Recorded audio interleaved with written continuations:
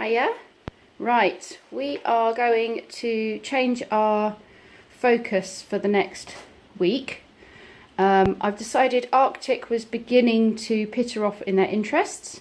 They learnt a lot, they had a lot of fun, but we need to move on to something else. So the Arctic stuff has gone, and we are constantly working on our numbers, and that is an area of next steps for a lot of my children. Various points, admittedly. Some of them are working up to the numbers 5, some of them are working up to 10, some of them are counting beyond 10 and are working at numbers up to 20. So I thought we would use this next week to just kind of focus a bit more on our numbers. So these are a few of the activities we have out.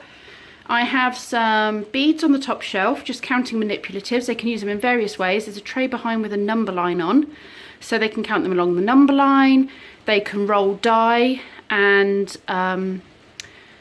what they could do here is they could roll the die, put say 4 on, roll the die, it gets 3, add 3 more to the number line, and then they will be able to see what say 4 and 3 equates to without counting. They'll be able to have a visual display of that there for them.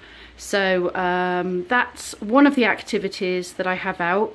I'm going to look for a slightly longer number line because very quickly I think we could go above 10 and work up to 20. So at the moment that's the only number line I have printed out, but I will go online and grab one up to 20 and include that as well. The other activity we have, I will bring down. This is a cute book, which I picked up off of Amazon. I'd seen it used in quite a few American home ed blogs. So this is a really cute book, 10 Black Dots by Donald Cruz. Now you open up and each page has 10 black dots on it. Well, it doesn't have 10 black dots. It starts off with 1 black dot. So 1 dot can make the sun. And the idea here is that the children can count 1 and place it on the picture, or a moon, when the day is done. And then they move on to the next page. And this goes through all the numbers, all the way up to 10. So it's a really lovely story, and it's a really lovely activity. So I have popped that as one of our tray or basket activities. We have the puzzle, which has been going out for months and months and months. They have played this every day since before Christmas. It seems to be one of our staples at the moment for counting, recognising the numeral, and slowly working on recognising the words for each of the numbers as well. We have our board book. I've brought these out from the cupboard, which are Melissa and Doug's, I believe. They are really cute. There's different shapes and what have you in there, but the cubes have a number on, 6, and then they have the corresponding number of dots on. So that, and it's positioned as it would on dice. So it's really good because at a glance, they will be able to see the numbers 1 to 6 at a glance. Then they do go up further, so 7, so they're slightly more unusual layouts of dots because most children wouldn't see dots laid out beyond the number 6. Okay, this is, now these, you could make these easily. You could just write the number on a card, and then you could put the corresponding number of dots on the card as well. Now, I'm using these because I have them. I think these are really lovely. I can't actually remember the company, but it's all made from recycled materials. So it has the indent of the numeral on it, so you can feel the numeral. It also has it in Braille as well, which I thought was a lovely addition. And then on the other side, there's leaves of the corresponding number. So I thought this would be nice to use the oversized dice to roll a number and then either select the numeral because you're confident with that, or turn them over and count the number of leaves. So it's kind of a self-correcting activity. They can choose which one they think is correct. So they might think that that is the number 5. But when they turn it over and they start to count how many leaves are actually on this, they will realise that that's more than 5.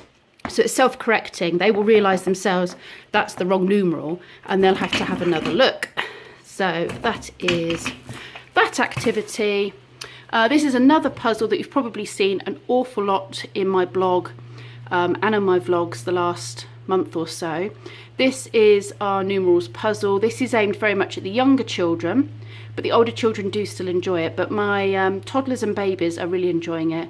And when they put the numbers in, I just say the name of the number, and that will slowly be reinforcing that connection for them as we play. Now, the other thing we're going to have a look at, just because I was thinking, what can we do in the next week? We've got various activities coming up. I've not yet decided which ones we're going to look at. So we've got Chinese New Year, which we always do. We've also got Burns Night, and we've also got Australia Day. And I've not yet decided which of those I would like to focus on. So I'll have a chat with the children, see which they would prefer. So I just thought I would have a little look at firemen and firewomen and firefighters. So we've got a couple of books out there, and over here we have, and we haven't had this out for probably 6 months, so it's going to be really exciting and new for the children. Some of the children I have in my setting haven't actually seen this, so it's going to be really exciting for them. This is my fire station. It's very battered. It's second hand. I think I bought it from one of the eBay, no, not eBay, Facebook sale pages locally for about £10. So this is not an expensive resource. I was very lucky. I did invest in a few extra firefighters and accessories. It's Plan City, the extra pieces. You can see they're slightly too big for the fire engine.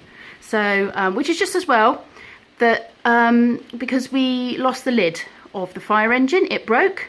So now he doesn't need to see through the windows, he can just see over the top.